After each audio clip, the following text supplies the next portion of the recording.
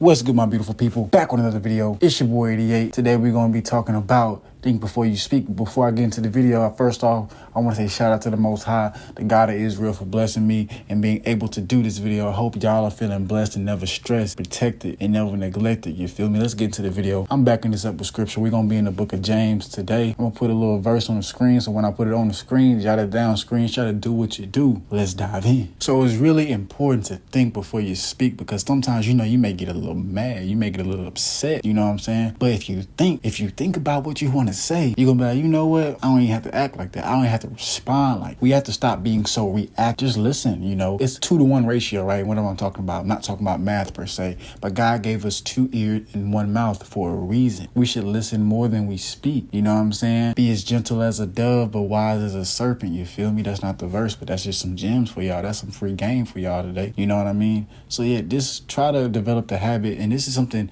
all these videos are advice to myself too. We should try to develop the habit of listening more.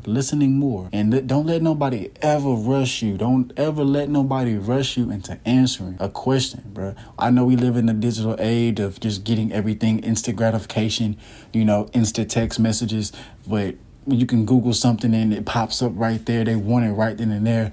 People don't like to wait. You feel what I'm saying? But sometimes, certain questions, certain statements, it calls for, let me think about that. And if somebody doesn't respect that you need to think about that, maybe you shouldn't be talking to them. Maybe that's red flag, you feel me? Cut it, but let's dive into the verse. We're in the book of James, chapter 1, verse 19. Let's get it. Wherever, my beloved brethren, let every man be swift to hear, slow to speak, slow to wrath. And we're not talking about wrath, slow to anger. I'm going to read it one more time. Wherever, my beloved brethren, let every man be swift to hear, slow to speak, slow to wrath. So let's be quick to listen to somebody, slow to respond, and slow to get angry. If somebody offends you, understand this. You got to be slow to anger, because if you're just so reactive and quick to wrath, bro, it's going to lead to quarrels. It's going to lead to fights that we shouldn't be doing that. It talks about that in the book of Proverbs. You feel what I'm saying?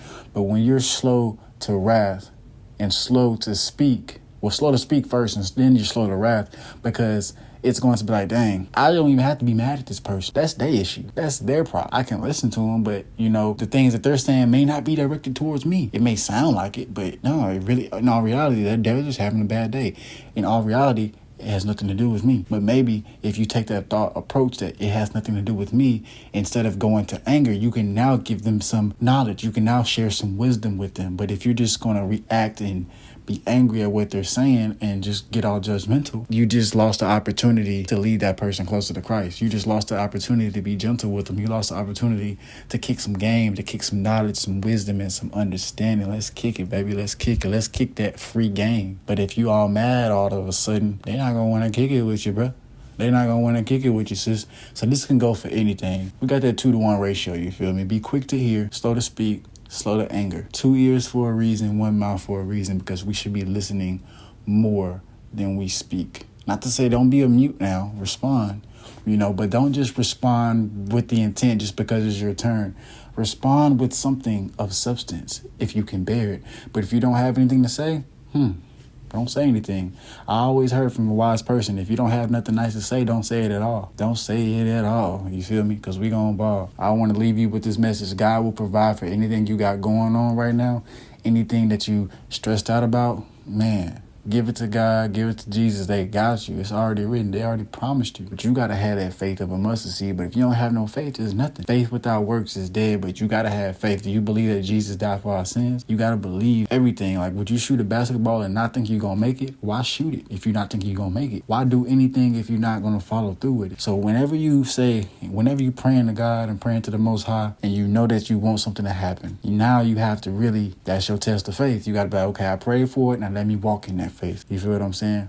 But today's topic was about James 1, verse 19. But just a little recap. Today's topic was about James chapter 1, verse 19. Be quick to hear, slow to speak, and slow to wrath. Y'all be good, my beautiful people. Peace.